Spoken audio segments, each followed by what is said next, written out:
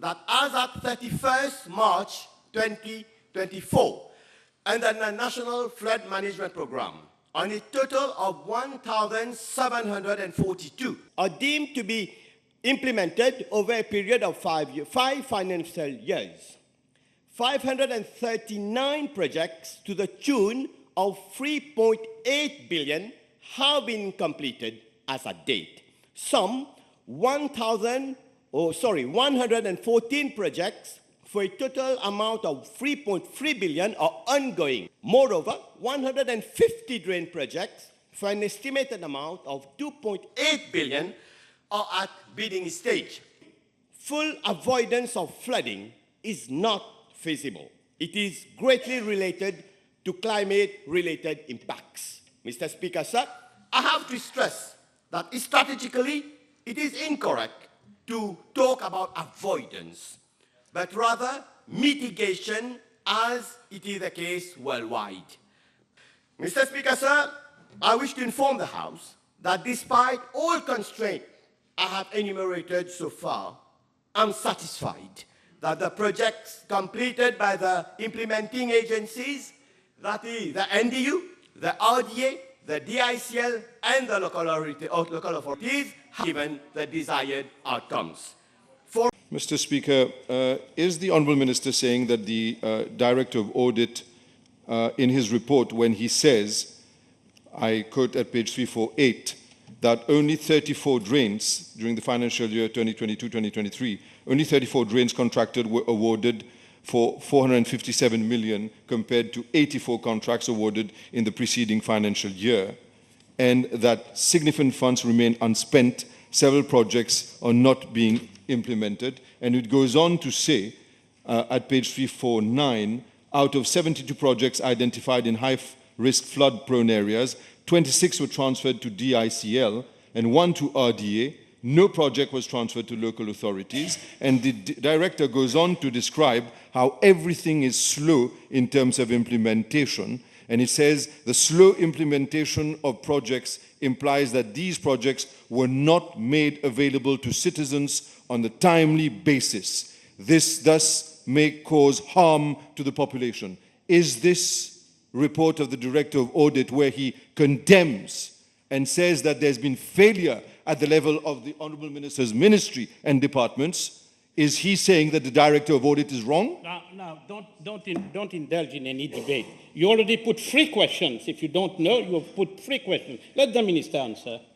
Mr. Speaker, sir, I've already given the details of what my ministry has spent over different financial years. And as I did, we have already implemented 539 projects. I don't want to repeat myself. The Honourable Member may take a point of order. But then, as I've said already, that the only place I feel 34 was 34 new projects. There are also so many other projects ongoing being implemented. And I've already also mentioned about the difficulties that we sometimes have to allocate contract, where there is the wailing issue, the land acquisition issue that takes its own time. Very often we have challenges that we have to defend in court. So we have to deal with all this.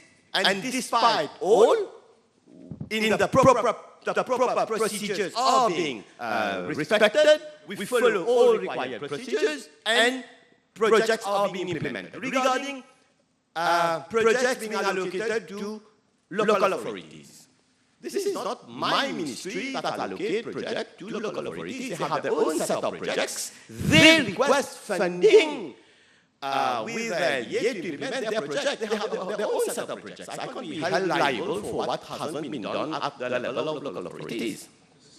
Speaker, on the 28th of March 2023, the Honourable Umia, as well as on the 15th of March of this year, Honourable Osman Mohamed, both wrote one to the Honourable Minister, the first one, whereby the issue of Wisodupus and the danger represented precisely to those houses, the house that has Kiasede, those people many houses, because of work going on in Wisodupus that had been wrongly done.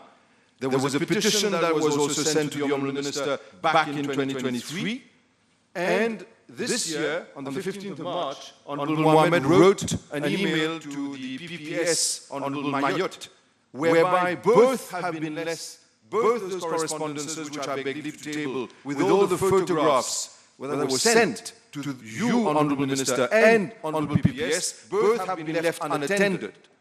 Therefore, could you please explain to the House why is it that ever since last year there has been no supervision whatsoever with regards to those projects that have led to those houses being affected, and the damage and prejudice and criminal negligence against those people is at your footstep, Honourable Minister. Could you please therefore apologize at least to those people? I stop you there.